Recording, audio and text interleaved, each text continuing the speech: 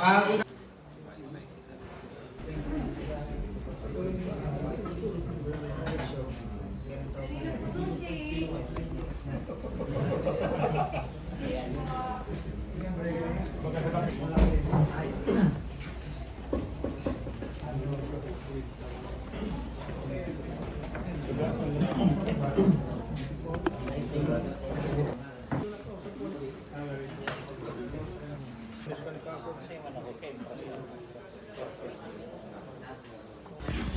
Di-discuss tayo ng basic and papakita natin yung setup, ano ba yung mga kailangan, ano ba yung tamang sizing. So, one by one, i-discuss natin yan.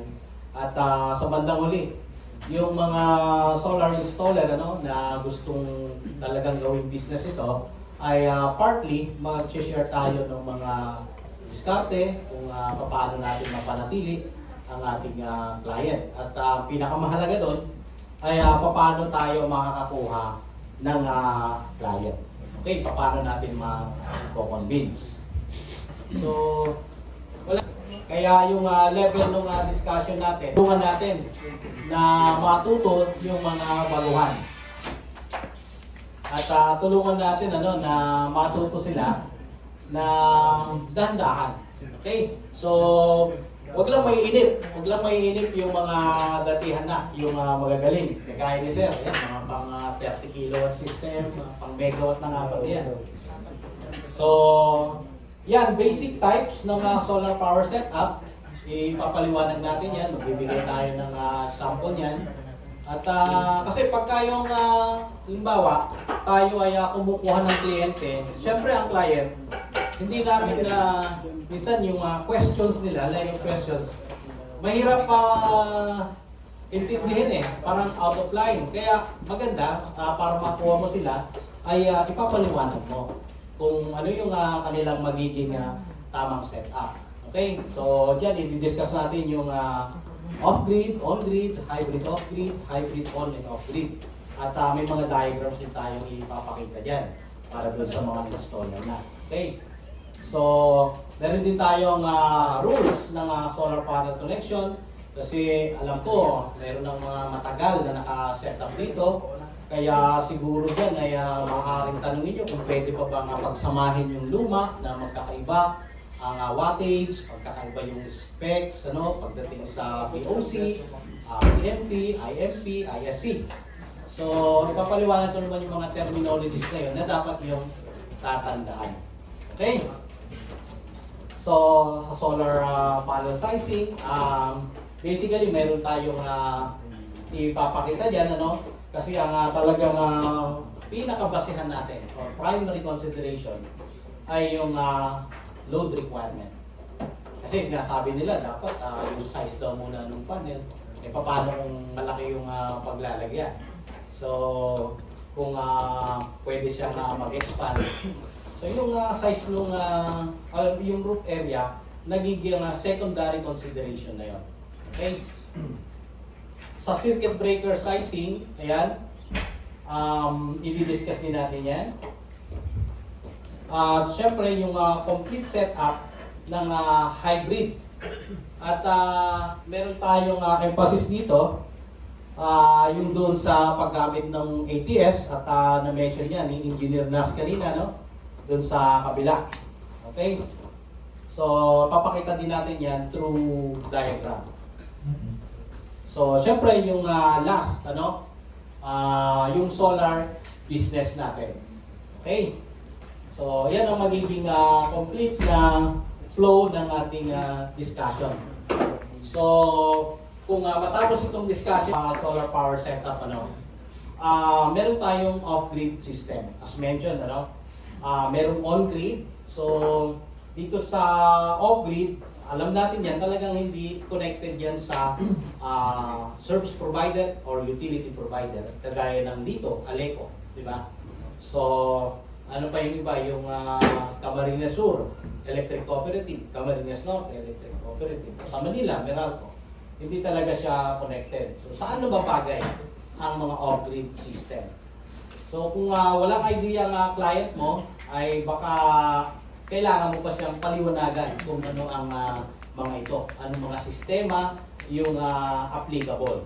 Okay? Kasi siyempre, pagka iba yung sistema na applicable sa isang kliyente mo, nagbabago rin yung presyo dyan. Kasi nagbabago yung mga ginagamit mo dyan.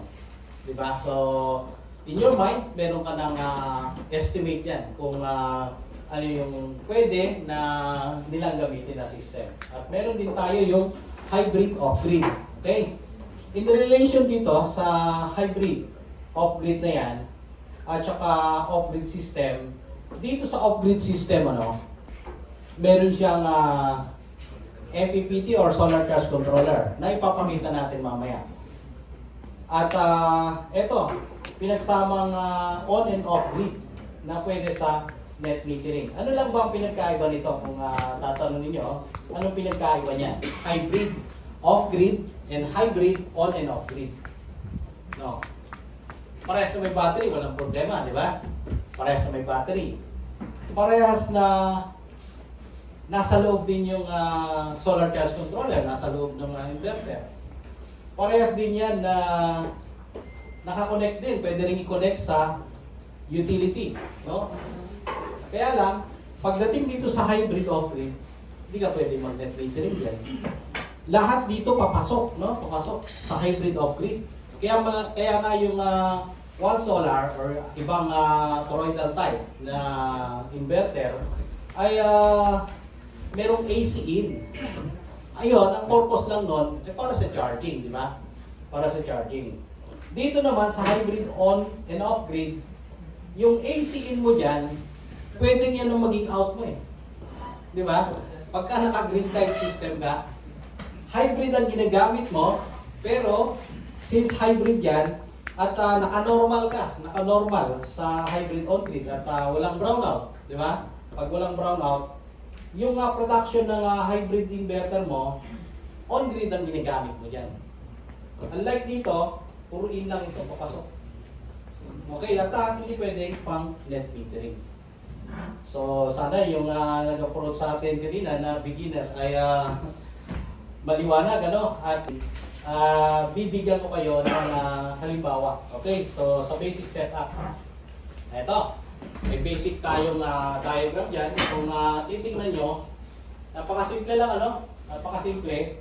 Pero ito, ano ang napapansin niyo? Di ba, off-grid?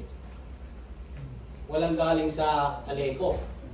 Wala talaga. Kasi ang assumption nito, nasa either nasa bundok or nasa bukid ka niyan. At hindi ka abot na kuryente galing sa Aleco. Sa isla. Pwede rin sa isla. Dito, sa Catanduanes, pero naman dun sa Catanduanes, di ba? Pero separate yun, utility provider. Separate doon. Okay, so initially, ito kasi modular, Pag sinabing modular, hindi gagana ang output ng inverter mo kung wala yung ibang complements. Ito tinatawag kong complement kasi yung pagiging modular ay intertwined, interconnected. So, ibig sabihin, pag walang panel, maaaring gumana nga ito. Kaya lang battery. Pero, kailangan may solar para ma-charge yung battery. Okay? Pero, hindi naman pwede na yung solar production mo, idiretso mo agad sa battery. So, ano mangyayari pag diniretso mo agad sa battery? Sira, di ba? So, eto kasing solar panel natin, okay, matataas ang voltahe nito. Kagaya ng 500 watts natin, yung N-type, 40 volts na yon. Yung BOC, 40 volts na yon. Yung dati, na P-type, na 500 watts, ayan, 51.7 yon. Eh kung idediretso natin papunta rito, 51.7, at saka kung ito ay 24 volts, edi over voltage siya. Sobra. Kaya, merong charge controller. So, nire-regulate niya yung pumapasok dito sa battery. Okay? Minsan, pagkakamala nga ito yung charge controller na yun yung inverter. Meron pa, yung mga, nag-i-inquire. Tatanungin kang bigla, ano ang kayang paganahin ng 10 pirasong 500 watts? Kaya na ba yung 10 ano yan, 10 tawag ito, aircon. Mahirap sagutin agad pagka gano'n, ano? Kasi hindi naman pwedeng solar panel lang eh. Para gumana yung system, para palabas ka na ng 220 na volts AC. Kaya sinasabi ko kanina na modular yan. Modular, ibig sabihin, pag wala ang isa, ay paano mapapagana? Di ba? So, yung solar charge controller natin, merong 3 sections yan. Merong solar, na negative. At saka to, peripheral lang to. Yung ibig sabihin, ay para sa load mo na yan, na nanggagaling doon sa charge controller. Direct current yan. Depende kung ano ang battery voltage system na ginagamit. Okay. Kasi may mga lights din naman na 12 volts, ayan. Merong 24 volts, meron ding ganito na stand fan, 24 volts saka 12 volts. Pwede na i-direct yan dito. Pero huwag naman masyadong malaki. Okay. So, dito, paano natin na mapapalabas yung 220? Gagamit tayo siyempre ng inverter. Okay. So, ang inverter, through inversing process. Ibig sabihin, from DC to AC, mapapalabas yung 220 volts. So, itong mga controls na to, ayan, kailangan niya para sa protection. And later on, sa ating discussion, may separate tayo discussion para dyan sa sizing. Okay?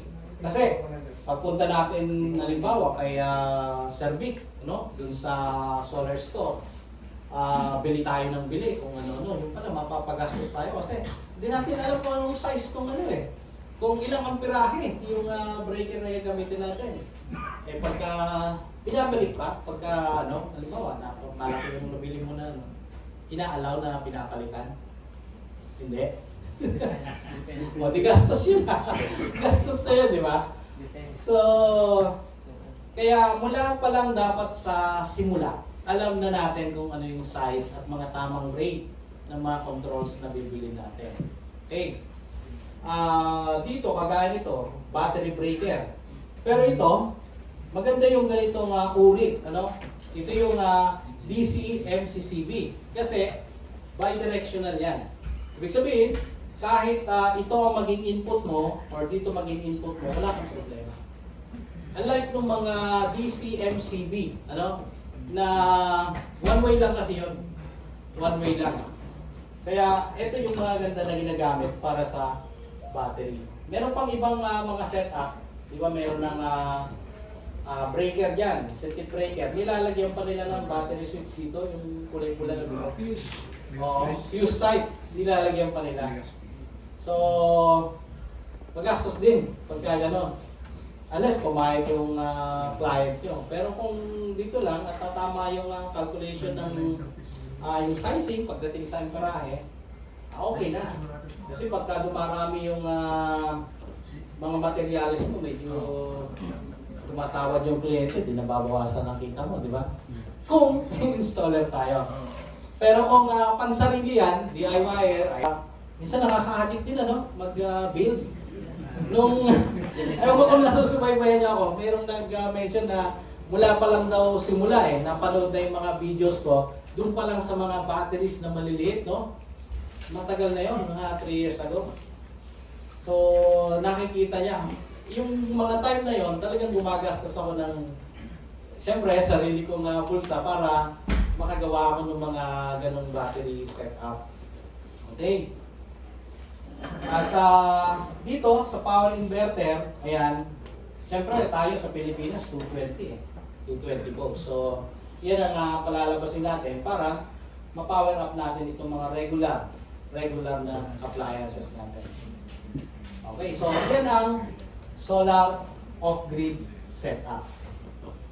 So, may tanong dun sa nag-approach sa atin kanina. Nga pala yung grounding, itong grounding system natin, nakababayan sa ground na, sa lupa. Based on PEC, 2017, ilang metro ang kailangan natin ng ground? 10. Ha? Ilang metro? Minimum 10. Maximum. Nasa 2.5. Malalim na yun, ano? 2.5. Meters. Paano kung tumama na doon sa ano? Anong ginagawa niyo? Alam ba, tumama na sa bato. Nililipat niyo? Pinuputol! Mahirap pulutin. Nasupo pa yun. Kaya panibagong gastos, panibagong bili. Naranet. Maganda papaglagyan yung medyo malambot, medyo basa-basa, no? Parang tuloy-tuloy sa ilalim. So, yun yun. Nakababayan, diretso dyan. At ito, diretso na rin sa ilalim yan, yung nasa SPD. Ganon din yung mga ibang grounds dito.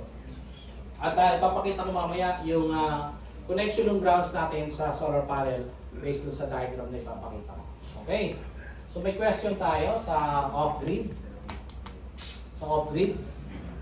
So ang kaibahan niya, no, mga ka-solar, doon sa off-grid, ayan, ay meron siya talagang designated or separate na charge controller.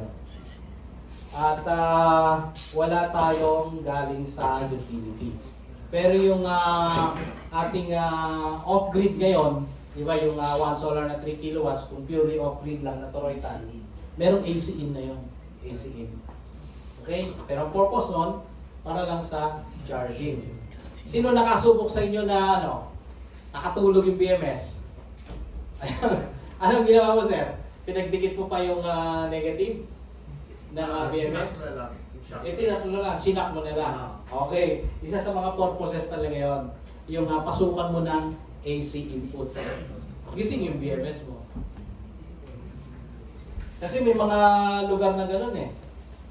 Nung hindi ko pa alam kung paano paganahin yung unattended mode, laging nag-off yung, pagka natulog yung inverter mo, ay yung BMS, wala na. Kahit may pumapasok pang production from solar panel. Kaya nung nakita ko yun sa unattended mode, sinubukan ko, medyo nagpuyat pa ako doon. Sinubukan ko talaga na umabot yung charge ng battery sa low voltage. Talagang siya, naka-standby lang. Yung battery, andun talaga siya sa LVD. Andun lang siya nag-stay. Tapos, yung LCD, parang rin siya, tulog na naka-hibernate. Kahit anong pindot mo, basta naka-unattended mode, andun lang siya, hindi siya liliwanag. Pero pag naabot na niya yung sinet mo na recovery voltage na 50, ayun na, lalabas na yung mag-iilaw na yung LED indicators niya. Ayun, so pwede yon sa mga remote areas. Kasi wala kang wala kang panggulat dun sa sa BMS, paano mo ma-charge yun? So nung mga bagong time pa lang na gumagawa ako, nag-set up, ganun yung mga na-encounter din ng problem sa off-grid setup. Okay? So, eto naman, on-grid or grid-type system. So, naka-series yung panels natin dito. Pero ito, ano napapansin ninyo? Walang battery. Walang battery. Naku, muntik na. Dapat pala, sabi ko for 1,000 pesos, dapat may makasagot yan. Marami na nakasagot agad. Malulugi. Malulugi tayo. Okay. Obviously, walang battery. Okay? Kahit dito pa nga lang eh. Kaya minsan yung mga nagiging call sa atin, yung hybrid eh. Dahil i-set mo lang yan, tama yung parameter settings mo. Parang ipakita, hybrid eh. Huwag na lang yung sabihin sa iba. Hybrid, actually, talagang very convenient, mabilis. Kaya lang, syempre, yung bulsa ng client, diyan na medyo kakati yung bulsa niya kasi malaki-laki yan na isi-share out niya dyan, ilalabas. Okay, eto mga ka-solar, eto, in-add ko na lang ito, yung over voltage and under voltage operation. Meron akong mga na-encounter, tawag ng tawag yun sa Pampanga. Sir, sira yung inverter mo, sira. Sige sir, pakipicture na nga, patingin mo yung error kasi may lalabas dyan.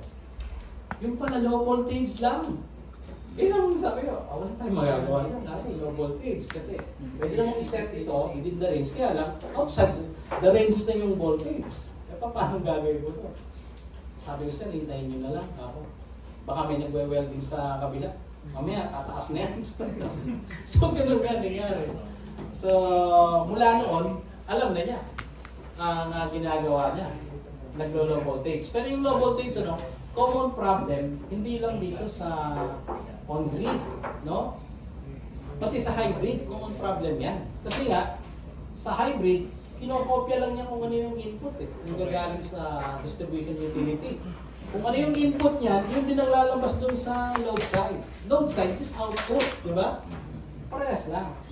Kaya, ang ginagawa ko na noon, nilalagay ko sa gen port.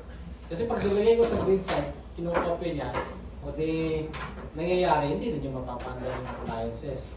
Kasi di ba, yung early discussion natin, sabi ko na yung hybrid on-grid, pwede mong gamitan ng output yung grid side. Di ba? Pagka naka-grid function ka. So, ayun, hindi mo muna magagamit yung sa grid side ng iyong hybrid inverter. So, dito, minsan yung ibang client, nagpapalagay sila ng transformer na kaya lang nagiging post. ABR, sir, hindi... ABR, hindi rin eh. Hindi rin talaga, kasi kailangan kapag yung tawag dito, yung tuloy-tuloy, maging stable yung supply ng kuryente na nire-require. Eh, binaba ko na nga sa 165 yun eh. Wala ko rin eh. Wala, hindi kaya. Umabot ng 130. So yun. Meron pang isa, yung sa Mindoro, ganun din ang nangyari. Eh kaya sa baklasin ko yun, 32 kilowatts. Sabi ko, gawin na lang natin ng paraan. Dagdagan natin ng battery mo. Yun lang ang medyo mabigat. Pagka yung hybrid system ginawa mong off-grid. So, kung wala, eto, during night time, wala rin function to. Wala din. So kung magsa-size up ka nito at gusto niya later on i-net metering, kailangan kunin mo rin yung konsumo sa gabi. And even during daytime, i-add up mo yun para makuha mo yung tamang size ng panel mo at saka inverter. Yung daytime and nighttime use. Okay, so very common naman na ito. Yan yung connection niya na laging mayroon na SPD o Source Protection Device. Ang mahalaga lang dito, malaman nyo na kaya sinabing grid type ay talagang nakatali siya sa distribution utility. Okay. So, eto naman ay merong net metering pero ano napansin nyo? Wala pa rin battery. Sana ngayon ako nagtanong para sa 1,000 pesos Okay, wala pa rin battery yan. Grid tied, ayan. At kung makikita ninyo, mayroong REC meter at disconnection switch. Tapos yung connection ng meter, ayan, ay kailangan nakalagay siya in between. In between ng MDP mo at saka dito sa meter. Okay. So, doon sa gagawin natin later on, yung sa grid ay parallel, ganito lang din ang magiging connection natin. Kaya ang dalawa.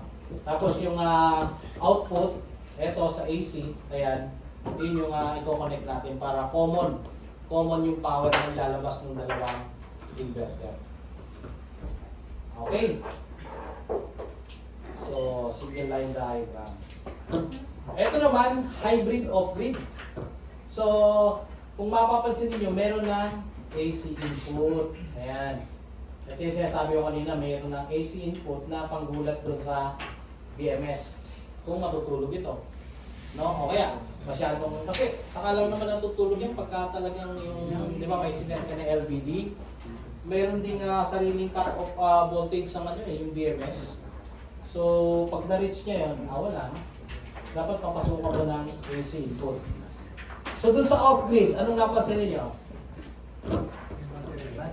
May battery, okay. Pero, dun sa inverter, built-in yung MPPT. Ayan, medyo mas malinis na siyang tingnan kasi hindi na nakakalat yung ano. Pero ilan sa inyo ang mayroon pang ginagamit talaga na ano, MPPT? Ayan, meron pa. Ano yan? Additional lang, sir? Hindi, pa naman yun eh, yung unang labas kasi, yung walay. Oo. Battery, meron na rin ano to eh. Yung High-G, 24 volts. At saka 48 volts. No? So, ganun pa rin. Ayan, galing sa solar panel, papunta rito sa hybrid na inverter natin. Nandiyan kasi sa loob yung MPPT, ano? Hindi PWM. MPPT yung nandito sa loob nyo. At eto, ang dapat na gamitin mo na doon na breaker ay bidirectional. Ayan, para in and out siya, charging and discharging sa battery. Kasi doon din naman magdodraw ng current yan eh. Di ba? Para yung inverter, kaya nga inverse yan, inversing process, kailangan kumuha siya ng power from DC. Then, i-convert sa AC. Okay? Unlike doon sa off-grid, ano, galing na sa MPPT, tutuloy dito sa battery. Ito, 100 lang yan. Dadaan siya dito, charging at saka discharging. Okay.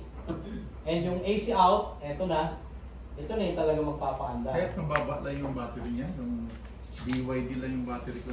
BYD, 24 volts pa sir. 24 volts. Oo. Makunat sir yung BYD na Ganda yan, gano'n. Wi-Fi. Di ba sir, use battery yan? Alam ko old stock, pero pwede ko na sa videos kasi nagamit ko na sa akin. Pero maganda pa yun kasi yun yung tingin ko galing sa EV talaga yun, electric vehicle. At saka pagka electric vehicle, kasi sa mga na-research ko, ano, industry grade. Ibig sabihin, konting ano lang yung pag na-test nila na bumaba na dun sa standard na sinet nila para sa EV, tinatayal. Ito naman sa load, yan yung home load, no? Home load. Ba't yung sa app mo sir, nasa UPS loads? Ano hindi ko yung sa loop? UPS? Oo. Ito UPS, ibig sabihin sa ano yan, yung emergency power system sa ano to, sa load side. Ito, home load. Anong nakikita mo? Parehas sila, merong Mas nag 3 kilowatts sa UPS load.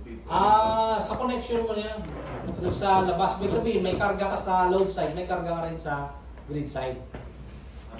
Oo. Maganda nga to eh, setup na to eh. Tingnan nyo doon sa luma. Ang makikita nyo, isang ano lang, magkasama na rito yung load side sa grid Pero side. kailan yung ano, yung bagong update sa hit gen? Oo, maganda yun. At i-explain yan ni Sir. Ni Sir Nas, yung ito. Yung sa migration, brother. Oo. Hindi pa ako nakapag-migration. Ang ginagamit ko pa luma, at saka ito. Ito, ginagamit ko doon sa sarili kong setup. Oo. Okay, so ito ang kagandahan nito, no? Makikita mo. Ito zero kasi, ibig sabihin lumalabas naka-normal yung ATS mo sa grid. Pagka ganun. Ipapakita ko mamaya dun sa diagram. Meron tayong nilagay na ATS na. Okay, so ito yung hybrid on and off grid. Na ibig sabihin, pwedeng mag-function even during brownout, pero pagka nag-brownout yan, mawawala ito, home load mo, dito ka magkakaroon. No? Kasi, ang tingin ko rito, kaya hindi niya binabasa kung ano yung load niya rito sa UPS dahil nakakarga lahat sa home load or yung grid side. Ngayon, pagka lumipat yung ATS, magkakaroon ka. Okay. So yan ang hybrid on and off grid. At konti lang ang nakaload dito. Essential lang talaga. Essential. Yung mga napapansin ko kasi na nag-i-install ang ginawa nila, ito wala to. Wala tong tawag nito itong isolated breakers na to. Dito nilalagay. So yung ATS nandito. Okay nga naman, nagpa-function pag dito mo nilagay. Ang problema, napakalaki. Ang laki. Pagka yung nag-brown out at ito makikita nyo, Naka-normal yan, naka-normal sa grid. Di ba? Naka-normal. Yung N, at saka yung R, ng ATS natin, nandito siya. No? So, kunyari wala ito. Wala itong pinili niya, yung isolated net. Ito lahat yung during brownout, ito lahat ang paandan niya. Napakadelikado, no? Diba? Baka ito, pag kinompute natin lahat, lampas pa sa 8 kilowatts yan. Diba? Paano pa yung surge? Yun yung mga nakikita ko, hindi sila nag-isolate. Ayan. Ito naman kasi, pwede kang maglagay dyan, ilaw, ayan. Yung sa rep, pwede mo ilagay dito. Kaya, delikado pagka gano'n. So, ang remedy, sabi ni Engineer Ras, palakihin mo yung inverter mo. No? Kung pala gusto mo, doblehin mo na. Ganun pala gusto mo, isaksak mo lahat dito yung yung load mo. So, yun yung para hindi tayo maputukan ng inverter. Ayan. So, yan ang hybrid on and off grid. Okay? Pero ito, pang net metering na rin ito. Itong diagram ito. Yes, sir. Tanong po, i-connect ko lang kasi yung knowledge ko kasi more on looks power yung ginagawa ko. Gusto ko rin mag-play kasi kulang sa off-grid eh. Ay, sa grid tayong looks. Yung po bang yung sinasabing isolated natin, EPS line or yung emergency power line na may kuryente lang pag may pag-brownout, di po ba?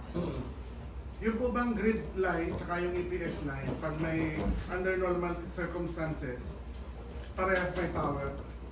Dito, mawawalan ng power yan. Hindi po, under normal circumstance po, ibig sabihin, hindi brownout, parehas nagsusupply yung Yes, pero dito, nakaabang lang yung manggagaling dito sa sa load side. Nakaabang lang, nakahook. So, usually kasi dun sa mga insulation ko, wala akong ATS kasi naka-isolate lang yung sa Diretso na. looks eh. Oo. So, ang iniisip ko kasi bagong net metering sa Canuray, sa Camarines Norte, bago na yung net metering, inaaral ko din yung rec tsaka yung pipe. Kasi, yung rec ay nilagay ko po dyan sa... Ito to. Oo. Usually, ang setup namin, oversize yung, para lahat ng bahay kasama sa brownout, oversize yung, kaya niya. Okay. So, ang tinatanong ko, parang wala nang siyang babasahin na, kung ano man po yung point ng meter, wala nang babasahin pag nasa EPS natin yung load. Tama po ba? Kung wala, ibig sabihin brownout ba yung tinatanong? Hindi po, actually po, ang pinakatanong ko kasi yung sa net metering ng rec tsaka apply. Oo. Kasi po, ang tinitingnan ko, yung rec meter niya, binabasa niya yung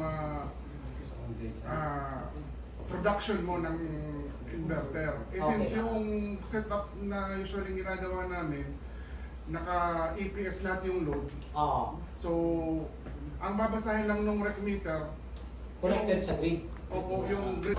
Sir? Nawala. Sige. Sir Ricky. Sir, yung rec meter ba, kasi alam mo, na-install ko na yung mga panel, kahit pa wala pa ako nag-apply sa Meralco, pwede na bang gumana yan, na nakasolar na, yung bahay? Ibig mo sabihin ay... Pwede bang jumperan yan? Or itong... rec meter? Kung wala pang meter nung binibigay, tapos ano? Pwede ba naman, pwede mong gamitin yan. Kasi saka ka lang naman pupunta sa, sa Meralco at saka LGU. Pagka may setup ka na nito, Yes po. sabihin, wala pa to. Wala pa yan. Ayan, wala pa yan. So pwede ko lang paganahin yung solar? Yun naman. Pwede. Ah, Hindi mo okay. kailangan kumuha ng Ah. permit sa kanila. Okay. Wala ka. Sige, sir. Okay. Thank you, thank you. Yung question mo, sir. Thank you, kasi sir. May mga na-install na Oo. mga tatlo na eh. Tinatanong nila na Oo. kailangan pa bang magpa-permit yan? Wala ba violation? Walang violation? Wala yan. Sabi ko kasi hindi naman talagang required yan. Base nga sa Renewable Energy Act, di ba? Okay. Kino-convince tayo or ina-encourage tayo na mag-solar. Basta diretso na sir sa MCB. Dito na siya. Sa MCB. Load side. Sa main. Okay. Okay, sir. Okay. May question ba? Okay, so yan ang hybrid of Thank you. Yung net metering. Ganyan din yung gagawin niyo bukas. So, wag lang natin paputukin kasi maghati-hati tayo dito. Ano? Ituturo namin dyan yung safe mode. Nakuha natin yan kay Engineer Nas kung paano talaga mapandar. Kasi kung naka-safe mode tayo, ang unang napapansin natin dyan, nawawala yung grid error, yung grid change mode error. Malinis yung makikita natin sa device information, di ba? So, hindi ka kakabahan kasi pag inon mo yan at bigla mong inon ito, di ba yung nagbibip? Kahit pa paano, nakakatakang ka din yun. Paano pag narinig pa ng client, di ba? Ano yan, puputok na yan. Di ba? Parang lumalabas na, ay professional tatawad ako sa bayad ko dito. O di, bumaba pa yung bayad natin pagka gano'n. So maganda na i-safe mode muna natin. Safe. Tapos ang ginagawa ko doon para safe, pag na-safe mode na yan, hindi mo muna gagalawin to. Either dito either sa AC ang ipapasok natin, kasi ilaw na agad to, or galing sa DC.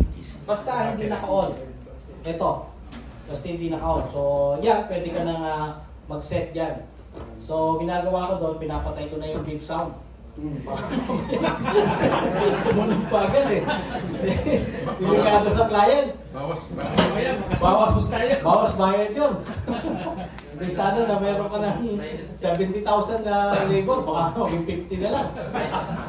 Sabihin ko, dito professional Oo, so magsa-safe mode tayo. Pero, technically, ang talagang explanation doon ay para maiwasan natin yung aberya. Halimbawa, napindot mo na doon, tapos dito, lipat, magkasalubong. Yun ang iiwasan natin. Na dapat iwasan natin bukas. Dahil nga, ulitin ko, magbabayad tayo lahat. No? Ay, yung gano'n, nakasave mode yung isa hindi pa. Inuna mo na isa, tapos ang tagal na ka-on, ilong sa isa. Ayun, sa lubong. Ayun, so napakahalaga na i-safe mode muna natin. Okay lang, kahit naka-on na itong battery natin. Ayan, naka-on yan. Either dito sa AC in o kaya DC, dito sa PB, i-on natin kahit alin dyan. Pero wag na wag pipindutin yung inverter switch, yung parang stainless na yan. Huwag na huwag pipindutin yan. Sa huli pala, sir. Yes, kasi i-activate mo na lahat yan So, yung process na yun, i-configure muna natin lahat. Battery settings, dahil hybrid yan. Ayan, sa time of use, ayusin na natin yun. Pero, kalimitan yung bang pagka medyo natataranta, marami din naman kahit pa paano, maraming tumatawag sa atin ng mga installer na siguro kinakabahan sa unang setup. Sabi niya, ayaw mag-normal, meron namang detection ng AC. So guys, ang gawin natin ay parallel through Wi-Fi. Yung shunt lang ang hanapin natin doon. Tapos yung meter at saka limiter, isa-set natin yun. Kaya, eto, meron tayong ginamit na Istron meter. Yung sa Istron meter, para mag-synchronize yung dalawa. Nakaparallel din yun. So, kanina, inilagay ko lang yun, yung Istron meter. Meron dyan ground, saka yung A and B. A and B. So, mahalaga yon na mapag-connect natin dito. And yung dito sa baba, yun yung connection limiter. Instead na dito natin i-connect sa limiter yun. Asan yun? Sa likod, sa likod.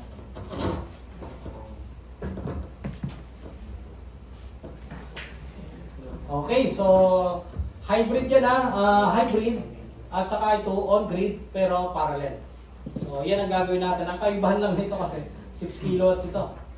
At yun ay 8 kilowatts. Yes, sir. Hindi ba lang, sir? Sir, sa parallel natin, nag-find ba na same length sila ng papunta sa battery? Battery cable, yes sir. Para sa akin, okay yun. Minsan niya, ginagawa ko na ngayon. Nagagamit na ako ng bus bar. Bus bar. Para makikita mo, meron akong isang ginawang gano'n, parehas na parehas yung hugot. Pero naka-communication cable yun ha, phone cable. 280. Sino gumamit na ng 280 dito? IG. Ayun. Parehas. Parehas na parehas yung hugot niya. Pero naka-bus bar talaga yun. Oo. Okay. So, eto na yung diagram natin sa level. Ganun pa rin, naka-normal siya sa grid. Ayan. At may konti tayong sinama na para sa EPS. Ayan. Pero, yung ingat lang tayo kasi yung explanation ni Engineer Nas kanina, no? Although madidipit yung purpose kung ina-manual natin, ay mas mapoprotektahan naman natin yung inverter. Kasi nga, bago mag-switch yan, ay lilipat dito, dapat naka-ready na yung inverter, no? Naka-ready na. Pero kung gusto mo maging seamless ang transfer niyan, pwede mo pagpalitin naman ito eh, yung sa source niya.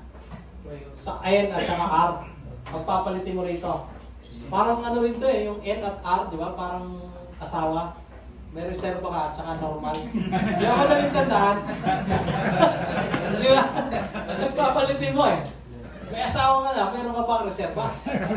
N at saka ano.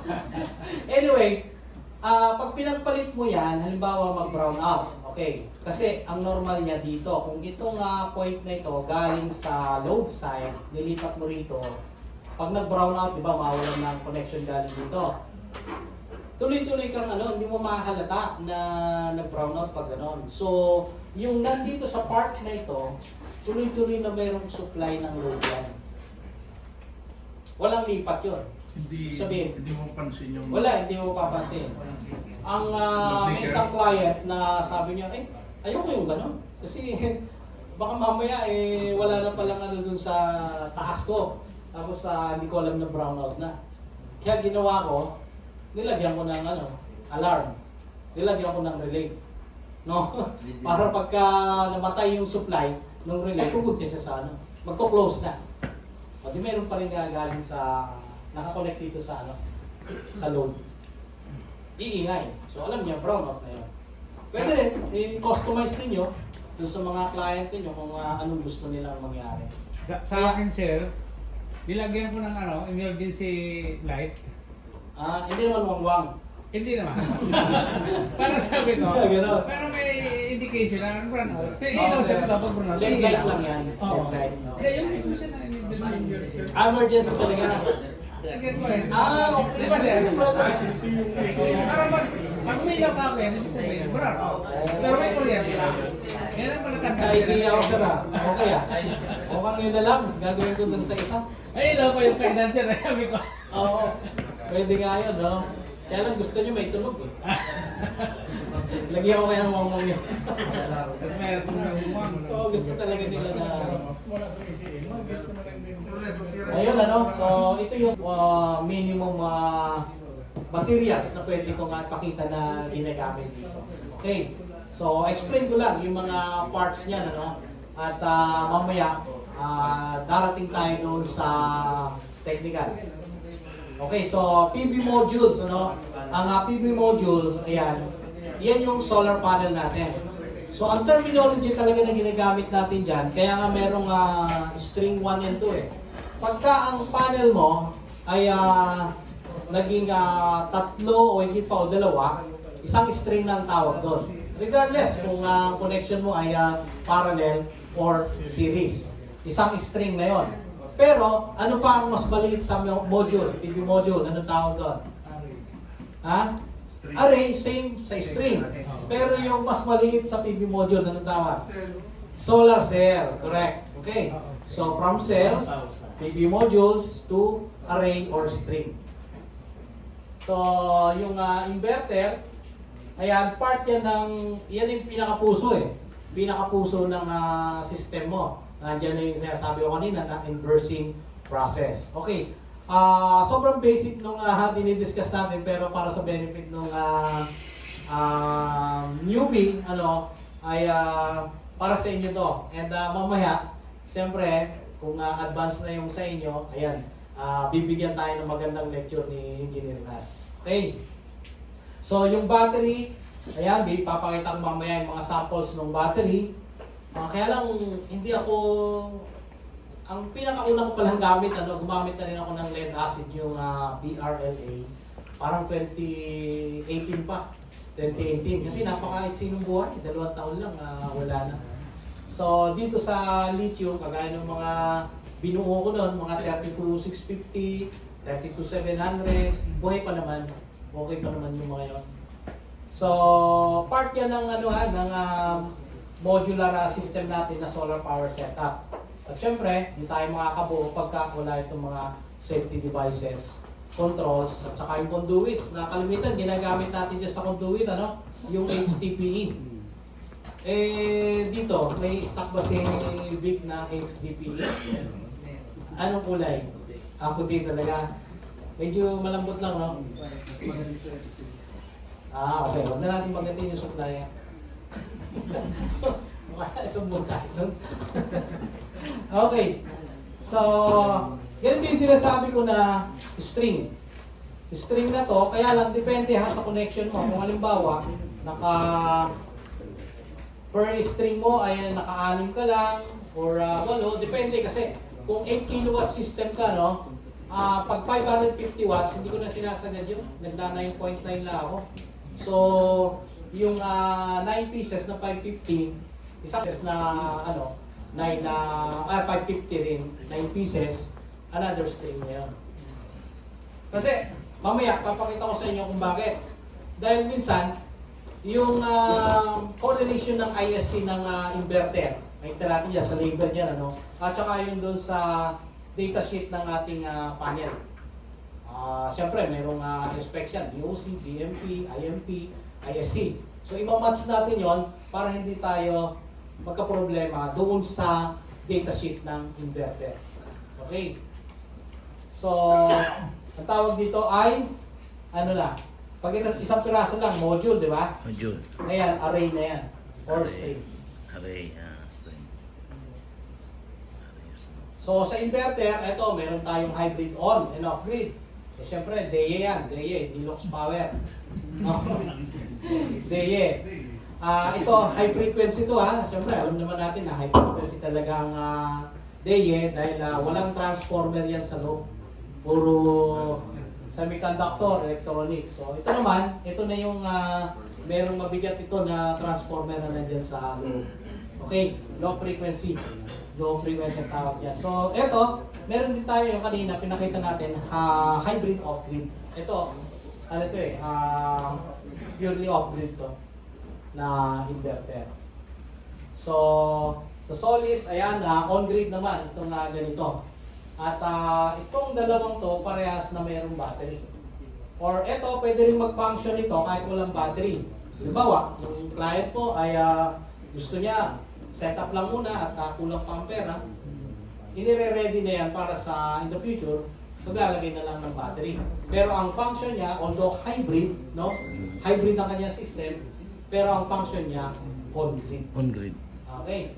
On-grid or grid tie. Pero ito, talagang grid tie dito or on-grid kasi wala kang paglalagyan ng Battery. Ganun din sa DEA, yung gagawin natin bukas, Yan, solar power inverter. Yan yung mga uri ng inverters na hybrid off-grid,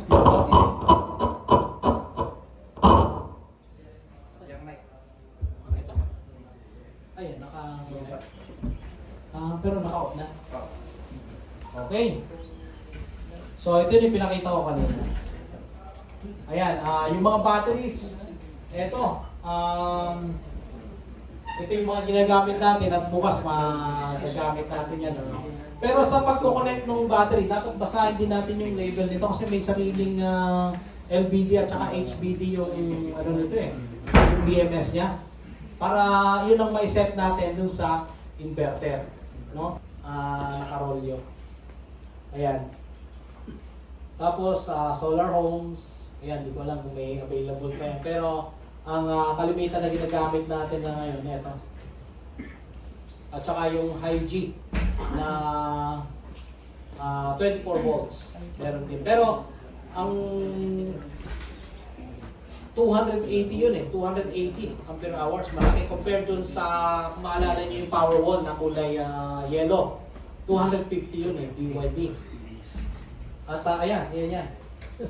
Alam niyo ba, eto, kung bibilangin niyo kasi ito sa ano to eh, sa sama. Ito, 1,500 ampere hours to in total. 1,500 ampere hours.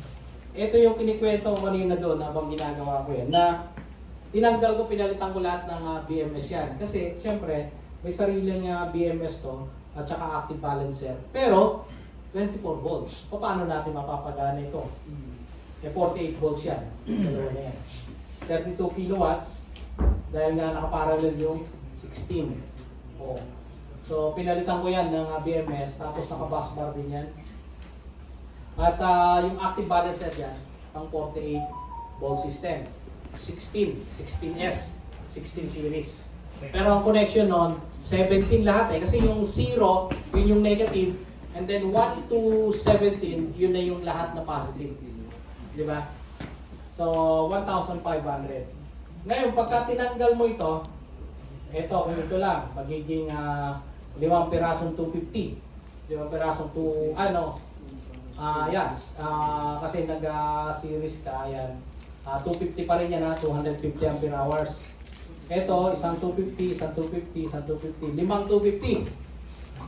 Yan actually ang katapat ng ATO, BYD na electric vehicle. 1,250 ampere hours. Iyan ang battery niyan na nakalagay. So, sa electric vehicle yun. Okay. So, ini-imagine ko lang kung gaano kabigat. Kasi ito, di ba? Parang 70 kilos ang isa nito eh. Itong yellow to. So, sa EV, ayan, ito lang. Ito lang ginamit nila, 1,250. Mukhang malaki sa picture eh. Sa picture. Kabigat yun. Yes, sir. Halimbawa sir, di ba 250 yun? Tapos ngayon may 280. Pwede ba silang i-parallel? Parallel, wag na. Huwag mo nang... Halimbawa magdadagdag si client ng isa, tapos wala na Tapos, yung 250. hindi, dapat parehas ka ng ano yan. Capacity sir. Obsolete na lang yung 250. Either ibenta mo yon or bumili ka ng bago na 280. Oo. Hindi ko recommend. Ang tawag dyan, she's the law. Diba? Na-approve na lahat sa kanya, pero sasabihin sa'yo, ay sir, pag-usapan muna namin yung basis. At tayo na, napakahaba na ng discussion. So, madalas ito ang nakaka-apekto, no? Doon sa setup. Dahil hindi ka binigyan ng discount ni B. Patay. Pero binibigyan mo kayo ng installer discount? Meron. Yun. Parang yun lang ano natin. Yun ang savings natin. Tapos yung mga nandito ngayon, na mag-a-avail ng consumables, may plus discount na. Kasi kwento ko lang, yung sa Cebu namin, pinospone niya yung kanyang pag-i-install. Nakakuha na yung 50% down payment. Attend mo na ako ng seminar, parang may avail ko yung 6,000. Ito yung mga utak, no? Parang nabasa mo Parang nabasa mo. Parang may isa rito, sir, Kayo ba, sir? Nag-i-install kayo? Totoo. Ayun, no. So, beneficial itong mga ganito kasi parang yung pag-attend mo rito na ginagamit natin. Ayan, battery breaker hanggang sa mga safety at saka ground clip, yung mga nilalagay sa sa gilid. Dami nang kumukuha. Magpo-quotation na kayo, sir, pagkatapos nito, Sir, di ba dapat continuous ang wire? Hindi lang yung jumper. Ito, sir, tuloy-tuloy naman siya. Alam mo naman, ang kulay green, dapat. Ang ground natin. Kulay red ang ginamit ko kasi ulan na eh. Pagkaibang wattage ng solar panel na tagang pinilit natin na i-connect, either series or parallel, ilan ba yung nawawala? Pwede pa ba tayong mag-push through? Pwede ba natin i-continue? Or kung hindi naman tolerable, ibig sabihin, konti lang yung difference, ay pwede ba natin i-connect magkaibang wattage? Okay. So, ayan yan, halimbawa, ito, halimbawa ibang brand, 550 watts, parehas ng BOC, ipaparallel natin as golden rule, ano? And kung series, parehas ang ISC, series connection natin yan. Yan, hindi masyadong issue yan kasi mayroong compatibility, ano?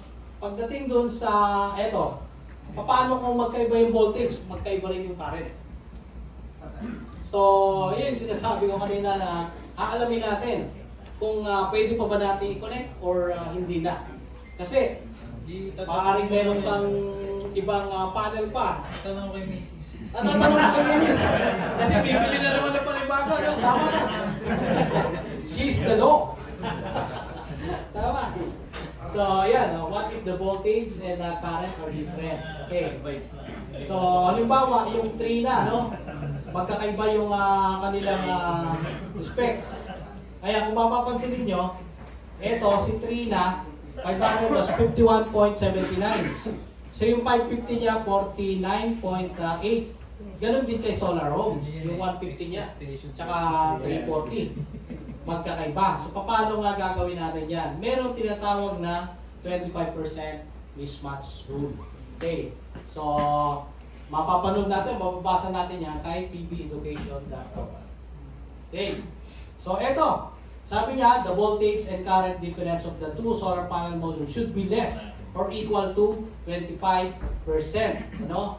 Para hindi masyadong mababa yung power loss. So, pagka 24, pwede ba siguro, pero tingin ko mo, malaki na yung difference, no? Which we will find out later, no? Based dun sa magiging computation natin. So, magkaiba yung voltage at magkaiba yung current. Okay. So, dalawa, magdidepende yan, ano? Either series or connection, parallel connection. Ngayon, may formula tayo gagamitin yan. Sabi niyan, get the highest and lowest range of ISC. So, yung short circuit current natin.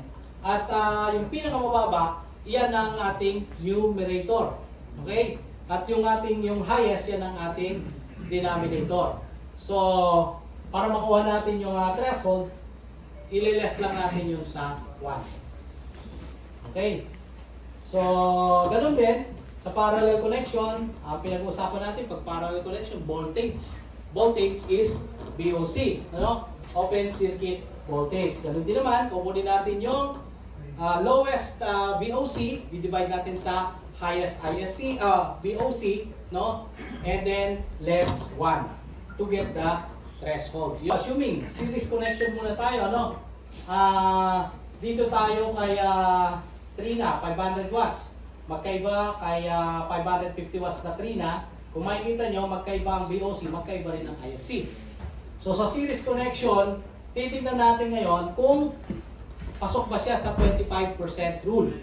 So, series connection tayo, 12.28 divided by 14.2. So, nakuha natin 0.81 less 1. Less 1 nata, 12% yung difference. Ngayon, question. Pasok o hindi? Pasok. Lagyan natin ang check. Kasi pasok eh. Punta tayo sa parallel connection ngayon. Alamin natin, ganun pa rin ang gagamitin natin, VOC. Kaya lang, mas mataas kay 500 watts compared sa 550 watts. So, ito ang numerator, ito ang denominator. Ayan, at 96. 9.96 less 1, 4% lang. Mababa. Pasok o hindi? Pasok. Yan natin ang check.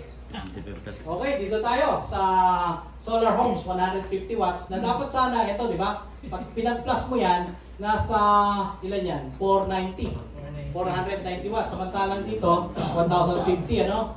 So, yung ISC, kung series connection, 9/12.51. Di ba? So, ang layo na. 0.72 less 1, ibig sabihin, 28% na yan. Pasok o hindi? O, above 25%. Kaya, hindi siya pwede. Hindi siya qualified. Pero ito naman, ay hindi bawal, ano, pero hindi ko rin recommended, ha? Kasi malayo na eh. Makikita natin mamaya yung voltage, yung power loss niyan, makikita natin. Okay, so parallel connection, ang basis natin is 22.3 divided by 33.12. So, VOC, ayun, mas lalong malayo to. 33% na, or 1/3, no? 33%. Okay. So, hindi siya may pwede. Hindi siya may pwede. Kasi more than 25%. Okay, ilan ba yung nawawala? Di ba sabi natin kanina, pag dalawang 500 at saka 550, 1,050 watts dapat. Dapat ha, yun ang rated natin. Compared dun sa solar homes, dapat nasa ilan? 490. So, magdidepende yan kung anong ginamit natin na connection. Either series or parallel. Ngayon, para ma-compute natin yung mawawala, magbabase tayo sa BMP. Sa BMP, ayan, ipagpa-plus natin yung BMP and then i-multiply natin sa IMP. Ibig sabihin ng BMP sa voltage at itong sa IMP, yan yung current. Okay. Ganon din naman sa parallel, yung IMP ang nagiging basis natin, pagpa-plusin natin yung IMP, pero multiply na natin sa BMP. Okay. Medyo kakahilo ng konti. Puro MP yan eh. MP. Emperador na to. Okay, Okay, so titignan natin kung ilan yung mawawala. Para lang ma-verify, So, sabi natin, ito ang ating magiging connection. Kung series connection, ito yung BMP, ipa-plus natin, multiply natin sa lowest. Ito, sa lowest na IMP. Okay. So, sa series connection, ayan, pag pinag-plus natin ito, 46.51. Then multiply natin sa lowest IMP. Ayan, ilan yung magagamit natin? Imagine, 490 less 383. 100 plus din yan. Okay? Sa parallel connection, ganun din. Ito magiging basis natin, MP.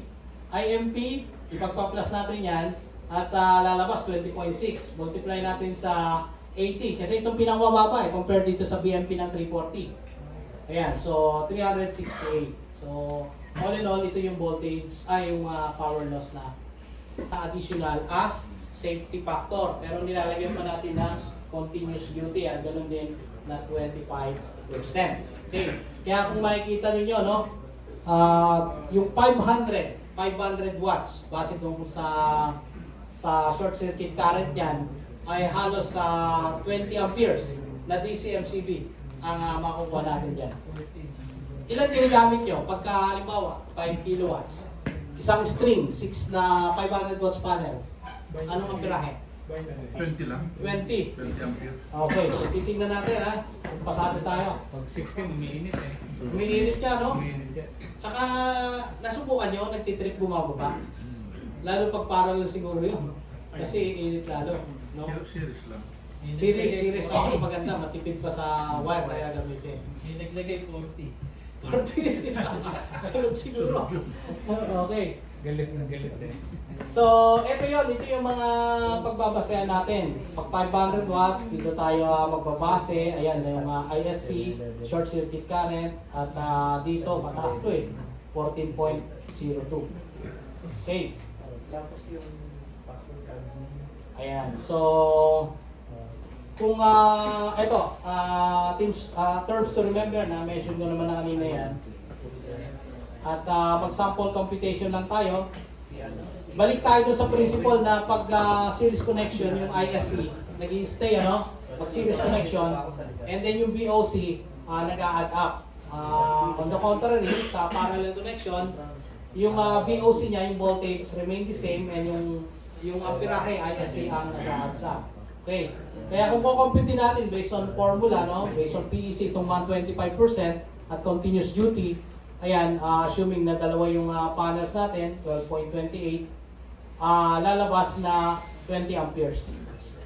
So, pasok yung ginagamit natin na 20 amperes para doon sa 6 pieces. No? Kung yung luma, kaya lang meron tayong N-type mas mataas yung amperahe. So, meron naman tayong guide kung paano i-compute yun. Ito na lang, konting calculator na lang na gamitin natin yan. So, kung mapapansin niyo, ayan, dito sa series connection, tumaas yung voltahe. Okay? At sa parallel, ito naman, yung connection ay yung ating amperahe at tumataas dyan. Pero yung voltage mo, same pa rin. So, ganun din, same formula kung gagamitin natin yung 550 watts. Okay? So, ito yung connection. At yung mga computation yan, ay ganun sa pinakita natin. No? So, ito, kung naka-series ka, same lang yung amperahe mo, pero yung voltahe mo ang tumataas. Tingnan natin sa parallel. Ito, same wattage. Ayan. So, tumaas yung amperahe mo rito, pero yung voltage mo, same lang. Parallel connection. So, ganun din dito. Yung sizing, ayan, kinompute natin kanina. At same nung formula natin, tawag nito, naka-horizontal computation lang tayo. Ito ay vertical, no? Pero same lang ang result. Kaya makakuha natin yung 20%. 20 amperes, I should say. 20 amperes. So, Morning mga idol, nandito kami sa La Piazza Hotel Convention. Yan o, mga classmates ko. Shoutout mga idol. Shoutout. Pakilala ka idol. Oh. Shoutout sa... Anong pangalan mo idol? Jay. Shoutout mo yung ano mo. Jay Madrid, oo.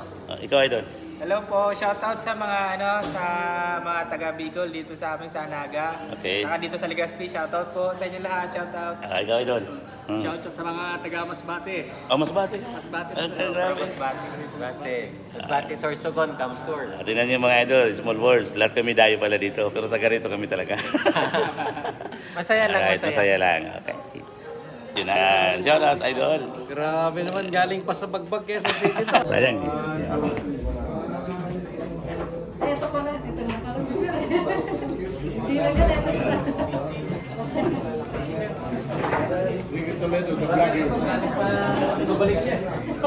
Romel Saralde. Romel Saralde.